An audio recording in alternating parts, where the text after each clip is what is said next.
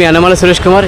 ఇక్కడ చూసుకుంటే మన కరీంనగర్ ప్రాంగణం, కరీంనగర్ బస్ స్టాండ్ ఎదురుగా సర్కిల్ వల్ల చౌరస్తాలో కూడా రోడ్ డ్యామేజ్ అయింది, పైప్ లైన్ లీకేజ్ అవుతుంది. గత 4 రోజుల నుంచి ఇక్కడ లీకేజ్ అవుతుంది.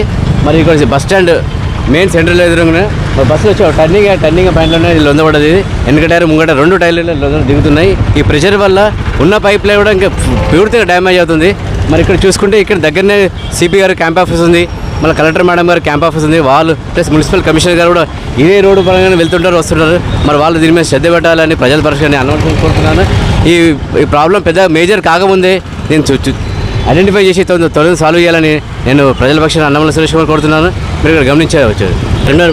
కరీంనగర్ మున్సిపల్ కార్పొరేషన్ ఎదురుగా doctor Babasaheb Ambedkar bus stand ప్రాంగణంలో ఇక్కడున్న బడా పెద్ద హోటల్స్ అన్నీ వాళ్ళ యొక్క వేస్టేజ్ మొత్తం ఇదే డ్రైనేజ్ వేస్తుంటే ఇక్కడ మొత్తం జామ్ అవుతుంది.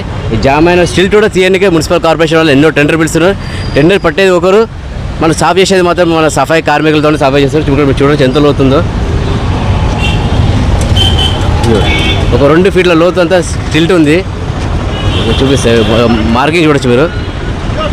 అంటే ఒక 2 ఫీట్ల లోతు నుంచి స్టిల్ట్ ఉన్నది. ఈ స్టిల్ట్ అనేది సాఫ్ చేస్తున్నారు.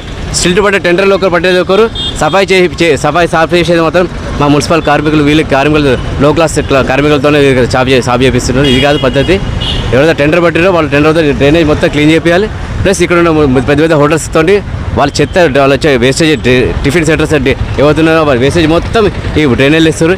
కాబట్టి దీని మీద యాక్షన్ తీసుకోవాలని నేను ప్రభుత్వాన్ని కోరుతున్నాను. Hi, this is Neha Shetty. Please subscribe to GK News. Hi everybody, subscribe to GK News.